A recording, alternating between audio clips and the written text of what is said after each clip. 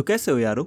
Secret Wars के last episode में हमने बैटल वर्ल्ड में कई अनएक्सपेक्टेड वॉर्स की शुरुआत देखी और ये हमारी सीक्रेट वॉर्स की कहानी का फाइनल एपिसोड है। और अगर आप इस बात से अनजान हो कि मैं किस चीज की बात कर रहा हूँ तो प्लीज इससे पहले के सभी एपिसोड्स को देखना ना भूले। अब आगे मार्वल सीक्रेट वॉर्स एपिसोड 6। कहानी की शुरुआत होती है कासल डूम से, जहां इस वक्त सूजन फ्रैंकलिन के सोने से पहले उसे एक कहानी सुना रही होती है जिसमें फैंटास्टिक फोर थे। सूजन उसे बताती है वो बैटल वर्ल्ड के क्रिएट होने से पहले फैंटास्टिक फोर नाम की एक टीम का पार्ट हुआ करती थी। और यारों मैं आपको बता दूं ये कहानी बिल्कुल वैसी है जैसे हमने फैंटास्टिक फोर की कहानी अब तक सुनी है, बस यहाँ एक डिफरेंस है। डूम ने अपने पावर के इस्तेमाल से सभी की मेमोरीज से रीड को पूरी तरीके से मिटा दिया था, जिस वजह से सूजन को बस यही याद था कि उसके फैंटास्टिक फोर का फोर्थ मेंबर रीड नहीं बल्कि सूजन के खुद के पिता फ्रैंकलिन स्टॉर्म थे। जिसके बाद हमें सूजन की कहानी से और पता चलता है जब दुनिया का अंत हुआ उस वक्त सूजन को बचाते हुए उसके पिता मारे जाते हैं, जिसके बाद उन सभी को गॉड डूम ने बचाया और उसी दिन से सूजन डूम के साथ रहने लगी क्योंकि डूम ने उसे एक नई जिंदगी दी थी और उसी ने उसके भाई जॉनी को बैटल वर्ल्ड में एक सन भी बना दिया था जिससे वो हमेशा बैटल वर्ल्ड को रोशन करता रहे।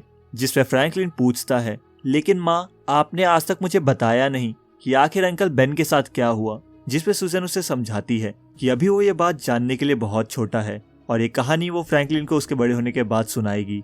वहीं इसी की दूसरी तरफ हम देखते हैं थैनोस किसी से बात कर रहा होता है जो कोई और नहीं बल्कि द थिंग यानी बेन ग्रिम था, जिसे थैनोस बोलता है सब बकवास है बेन, मैं तुम्हें असली कहानी सुनाता हूँ जिसमें एक ऐसा सीक्रेट है जो तुमसे छुपाया गया है।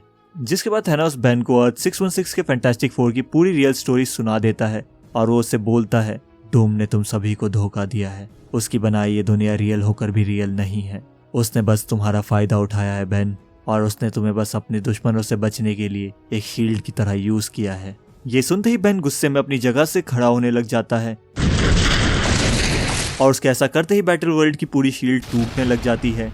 और ये बेन काफी बड़े साइज का था क्योंकि डूम ने उसे अपनी पावर की मदद से ऐसा बनाया था। वहीं दूसरी तरफ इस वक्त रेबल्स का लीडर द प्रॉफिट अपनी सेना को तैयार करना शुरू कर देता है और ये प्रॉफिट कोई और नहीं बल्कि खुद कबाल का मेंबर मैक्सिमस था और उसके एक इशारे पे उसकी पूरी रेबेलियन आर्मी कासल डूम के सामने मिस्टर सिनिस्टर और गॉब्लिन क्वीन की आर्मी से भिड़ जाते हैं जिन्हें डूम ने भेजा था। और ये सब कुछ डूम अपने कासल से देख रहा होता है, लेकिन इन सब चीजों को भी वो सीरियस नहीं लेता। जिसमें सूजन उसे बोलती है ये कोई नॉर्मल सिनेरियो नहीं है विक्टर, अगर तुमने कुछ नहीं किया तो तुम सब खो दोगे। जिसे सुनते ही डूम कहता है ठीक है फिर थॉर्स को समन करो। वहीं हम देखते हैं बैरन सिनिस्टर और गॉब्लिन क्वीन की आर्मी मैक्सिमस की आर्मी पे भारी पड़ने लग जाती हैं, जिसपे कैप्टन मार्वल जिसे बैरन सिनिस्टर के लोगों ने कुछ समय पहले पकड़ा था उसने सिनिस्टर को डूम के खिलाफ भड़का दिया था और वो सिनिस्टर से कहती है मिस्टर सिनिस्टर अब वक्त आ गया है कि तुम अपने क्लोन्स से कहो कि अब हम साइड स्विच करने वाले हैं। और इसी के साथ बैरन सिनिस्टर की पूरी आर्मी गॉब्लिन आर्मी पे अटैक कर देती है और इससे पहले गॉब्लिन क्वीन कुछ समझ पाती कैप्टन मार्वल से जोर से किक करती है, जिसके बाद बचा कुचा काम मिस्टर सिनिस्टर खत्म कर देता है। लेकिन इससे पहले बैरन सिनिस्टर अपनी आर्मी के साथ कासल डूम पे अटैक कर पाता कोई बैरन सिनिस्टर पर ही अटैक कर देता है और उसके गले को उसकी बॉडी से अलग करके उसे अपने हाथों में उठा लेता है, जिस वजह से वो अपने सर को अपनी बॉडी से अटैच ना कर पाए।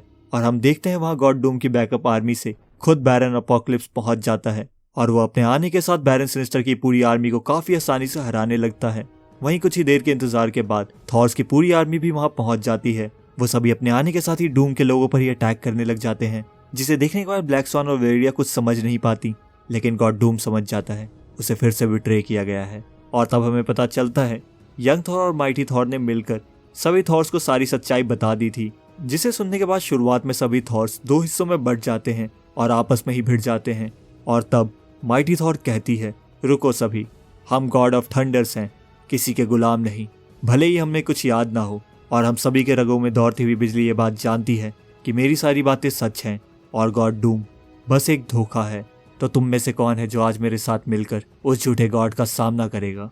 और इसी के साथ सभी थॉर्स एक साथ होकर कासल डूम की तरफ बढ़ने लग जाते हैं और उनके आने के साथ डूम की पूरी फोर्स कमजोर पड़ने लग जाती है। और तभी सबकी नजर आसमान पे पड़ती है और वो देखते हैं एक बहुत बड़ा बैटलशिप तेजी से उन्हीं की तरफ बढ़ रहा होता है, जिसके ऊपर खड़ा था माइस्ट्रो हल्क। और वो उनकी तरफ देखते हुए कहता है वर्ल्ड ब्रेकर्स अटैक करो। और उसके एक कमांड पर हल्क की पूरी सेना बैटलफील्ड पे कूद जाती है।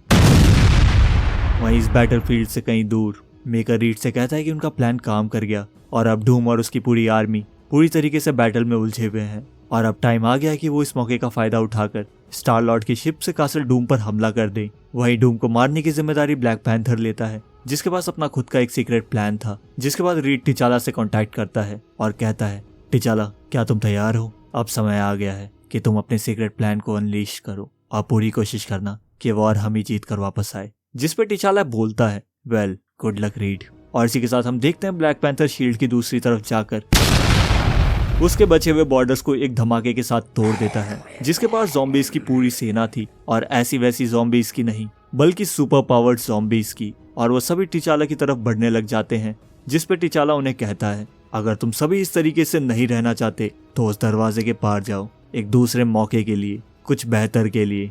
वहाँ दूसरी तरफ एक ऐसी वॉर तुम्हारा इंतजार कर रही है जो पूरी दुनिया में आज तक किसी ने नहीं लड़ी, और हम सब एक साथ मिलकर उस छोटे गॉड का सामना करेंगे। और तुम्हें पता है इसे क्या कहते हैं? Honour and glory.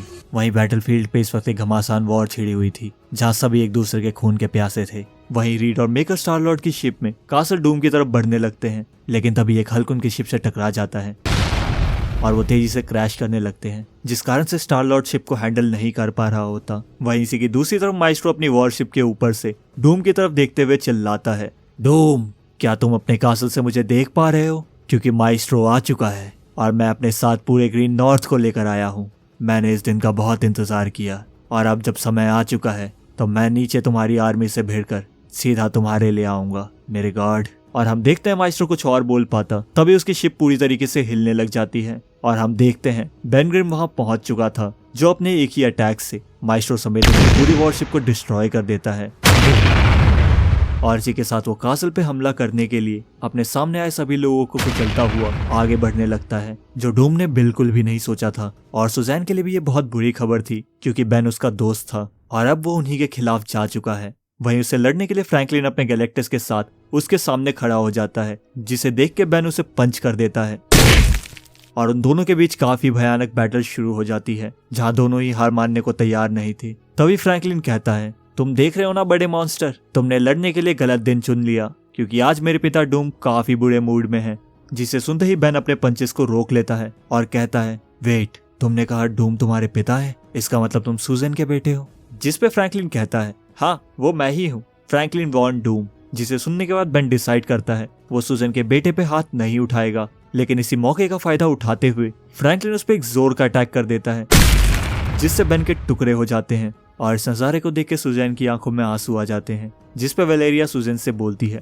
माँ आप मुझ पे ट्रस्ट करती हो ना, तो आप मेरे साथ चलिए, मुझे आपको कुछ दिखाना है। वहीं दूसरी तरफ हम देखते हैं मेकर और रीड की शिप कासल डूम में क्रैश कर जाती है, जिस वजह से रीड और मेकर खुद चलकर डूम के पावर सोर्स की तरफ बढ़ने लग जाते हैं। वहीं स्टार लॉर्ड शिप की मरम्मत करने के लिए वहां अकेले रुक जाता है, लेकिन तभी वहां पर ब्लैक स्वान आ जाती है और अपने आने के साथ वो स्टार लॉर्ड से कहती है वो यहाँ अपने गॉड को सर्व करने आई है और जो उनके खिलाफ जाएगा वो उन्हें नहीं छोड़ेगी। और ये बोलते ही वो स्टार लॉर्ड पर अटैक कर देती है, जिस अटैक से घायल हुआ स्टार लॉर्ड किसी तरह वर्ल्ड ट्री से बने डूम के थ्रोन तक पहुंच जाता है। जिसके बाद वो एक टूथपिक को अपने मुंह में रखते हुए ब्लैक स्वान से कहता है, मैं अभी भी तुम्हें मौका दे रहा हूँ, तुम यहाँ से भाग सकती हो, वरना अब जो भी यहाँ पे होने वाला है शायद उसे देखने के लिए तुम ना बचो। जिसे सुनते ही ब्लैक स्वान स्टार लॉर्ड पे दोबारा अटैक करने वाली होती है। तभी स्टार लॉर्ड कहता है, मुझे माफ करना, मैंने तुम्हें वार्न किया था। और ये बोलने के साथ स्टार लॉर्ड अपने मुंह में रखी टूथपिक को डूम के वर्ल्ड ट्री से बने थ्रोन में घुसा देता है और उसके ऐसा करते ही वो पूरा का पूरा थ्रोन जो वर्ल्ड ट्री यानी यद्रसील से बना था एक जाइंट रूट में चेंज हो जाता है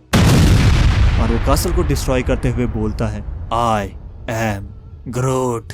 वहीं सबसे दूर वैलेरिया सुजन को डूम के पावर सोर्स की तरफ ले जा रही होती है, जहां पर उसे रीड दिखाई देता है जो वहां ऑलरेडी पहुंच चुका था। जिसे देख के सुजन उसे रोकने की कोशिश करती है, क्योंकि उसे नहीं पता था रीड कौन है। और उसे देख के रीड मुस्कुराते हुए कहता है, हेलो सुजन। और ये कहने के साथ वो उस हिडन चेंबर में चला जाता है, लेकिन उसे ये काम जल्द ही करना होगा, वरना अगर डूम को पता लग गया कि रीड मॉलिक्यूल मैन तक पहुंच गया है तो वो सभी को मार देगा। लेकिन ऐसा ना हो, इसलिए बैटलफील्ड में इस वक्त थैनोस अनाइलेशन होर्ड की पूरी आर्मी के साथ पहुंच जाता है और इस वक्त उसके सामने खुद गॉड डूम था, जो थैनोस की पूरी अनाइलेशन होर्ड को एक ही अटैक से रोक देता है। और ये देख के थैनोस खुद डूम के सामने आ जाता है, जिस पे डूम थैनोस को समझाते हुए कहता है, थैनोस काफी इम्प्रेसिव था, मैंने सोचा नहीं था तुम यहाँ तक पहुंच जाओगे। मैं तुम्हें एक ऑफर देता हूँ, मेरे सामने झुक जाओ और मुझे अपना गॉड मान लो, बदले में मैं तुम्हें बैटर वर्ल्ड का एक बैरन बना दूंगा। और ये सुनते ही थैनोस गुस्से में जवाब देता है, झुक जाऊं? पागल है क्या? तुम एक वीक गॉड हो डूम, एक ढोंगी। उसके अलावा मेरे सामने तुम्हारी कोई औकात नहीं। मैं थैनोस हूँ, जो खुद का भी एक गॉड था, जिसके पास एक वक्त पे इन्फिनिटी स्टोन्स की पूरी पावर्स थी, जिनकी मदद से मैंने पूरी दुनिया का क्या हाल किया था, तुम भूले तो नहीं होगे। जिस पे डूम पूछता है, तो क्या इस वक्त तुम्हारे पास इन्फिनिटी गॉन्टलेट है? जिस पे थैनोस जवाब देता है, नहीं, लेकिन तुम्हें मसलने के लिए मुझे उन पावर्स की जरूरत नहीं। मैं उन पावर्स के बिना भी कहलाऊंगा थैनोस द ग्रेट टायरेंट, और तुम्हारे लिए यही काफी है। और ये सुनते ही डूम थैनोस की छाती में हाथ डालकर उसके स्पाइन समेत उसके पूरे स्केलेटन को बाहर निकाल देता है, जिस मंजर को देखकर खुद अनाइलेशन की फटने लग जाती है और वो डूम के सामने झुक जाता है। जिस पे डूम उसे बोलता है अगर वो कासल पर अटैक करने वाले लोगों को अपने होड की मदद से रोक पाया तो डूम उसकी सजा को माफ कर देगा। और ये सुनते ही अनाइलेशन जाइंट ग्रूट और बाकी सभी लोगों पर अटैक करने चला जाता है। लेकिन तभी उस बैटलफील्ड में एक पोर्टल ओपन होता है और हम देखते हैं उस पोर्टल के थ्रू माइंडेड ज़ॉम्बीज की पूरी आर्मी निकलने लगती है, जिन्हें देख के इस वक्त डूम की भी लुप हो जाती है, क्योंकि इन सुपर पावर ज़ॉम्बीज ने एक वक्त पे बड़े बड़े कॉस्मिक बींग्स तक को इन्फेक्ट कर दिया था। और यहाँ भी अपने आने के साथ वो सभी को इन्फेक्ट करने लग जाते हैं, चाहे वो हल्क हो या फिर थॉर्स। और तभी उनके पीछे से एक आवाज आती है, विक्टर। और हम देखते हैं उस पोर्टल से टिचाला और नेमोर बाहर आते हैं, जो उन ज़ॉम्बीज को लीड कर रहे थे। और अपने हाथों में इन्फिनिटी गॉन्टलेट पहने टिचाला डूम के सामने आ जाता है, जिस पे डूम उन्हें कहता है, तुम दोनों को मुझसे लड़ने की जरूरत नहीं है, तुम चाहो तो मैं तुम दोनों को तुम्हारे किंगडम्स वापस कर सकता हूँ। जिस पे ब्लैक पैंथर से साफ मना करते हुए कहता है उसे ऐसे किंगडम की नीड नहीं है जो सिर्फ एक धोखा हो। और ये बोलने के बाद वो डूम को अपना इन्फिनिटी गॉन्टलेट दिखाता है, जिस पे हंसते हुए डूम उससे कहता है, तुम कितने मूर्ख हो टिचाला, तुम्हें क्या लगा तुम इस इन्फिनिटी गॉन्टलेट की मदद से मुझे हरा दोगे? मैं इससे कई गुना ज्यादा पावरफुल हूँ। जिसे सुनते ही ब्लैक पैंथर इन्फिनिटी गॉन्टलेट की मदद से डूम को ग्लास का बना देता है और इस मौके का फायदा उठाते ही नेमोर उस पर अपने टायरेंट से वार कर देता है, जिससे डूम पूरी तरीके से चकनाचूर हो जाता है। जिसे देख के नेमोर और ब्लैक पैंथर कहते हैं कि डूम को हराना इतना आसान नहीं होगा। और ये सच भी था। डूम फिर से खड़ा हो उठता है और ब्लैक पैंथर पे एक पावरफुल बीम से अटैक करता है, जो अटैक इतना पावरफुल था कि उस अटैक से एक इन्फिनिटी स्टोन टूट जाता है और उससे रिलीज हुए धमाके में नेमोर मारा जाता है। और अब दो पावरफुल लोग आमने सामने थे, जो काफी भयानक नजारा था। वहीं दूसरी तरफ रीड और मेकर मॉलिक्यूल मैन से मिलते हैं, जिन्हें देखते ही मॉलिक्यूल मैन कहता है, तो तुम आ ही गए रीड, वैसे क्या तुम मेरे खाने के लिए कुछ लाए हो? रीड ने कहा, आई एम सॉरी ओवेन, मुझे उम्मीद नहीं थी तुम यहाँ होगे, वैसे कैसे हो तुम? जिसके बाद रीड और मॉलिक्यूल मैन बात कर ही रहे होते हैं कि तभी मेकर रीड पर अटैक करके उसे एक बाउल में कैद कर लेता है। और ये देख के रीड समझ जाता है कि मेकर ने उसे धोखा दिया है। लेकिन उससे पहले रीड उस बबल से निकल पाता, हम देखते हैं उस बबल के एनवायरनमेंट के कारण रीड बंदर में चेंज होने लगता है, जिस पे मेकर कहता है, हमारा साथ यहीं तक था रीड, क्योंकि कोई भी तुम्हारे जैसे वीक और रोते हुए इंसान को अपने गॉड की पोजीशन पे नहीं देखना चाहेगा। और अब मैं इन पावर्स का अकेला मालिक बनूंगा और तुम सबका गॉड भी। जिस पे मॉलिक्यूल मैन कहता है, बाय द वे मैं रीड को गॉड बनता हुआ देखने के लिए इंटरेस्टेड हूँ। और ये कहने के साथ वो मेकर को कई स्लाइसेस में ब्रेक कर देता है और रीड जिस बबल में था उसको बर्स्ट करने के बाद वो रीड से कहता है, हे रीड उठ जाओ, ये सोने का वक्त नहीं है, तुम्हें जल्दी करना होगा, डूम किसी भी वक्त यहाँ आ सकता है। वहीं दूसरी तरफ हम देखते हैं बैटलफील्ड में गॉड डूम और टिचाला की फाइट काफी इंटेंस मोड ले चुकी थी, जहाँ साफ दिख रहा था डूम ने इन्फिनिटी गॉन्टलेट तक को अपनी पावर से ओवरपावर कर दिया था।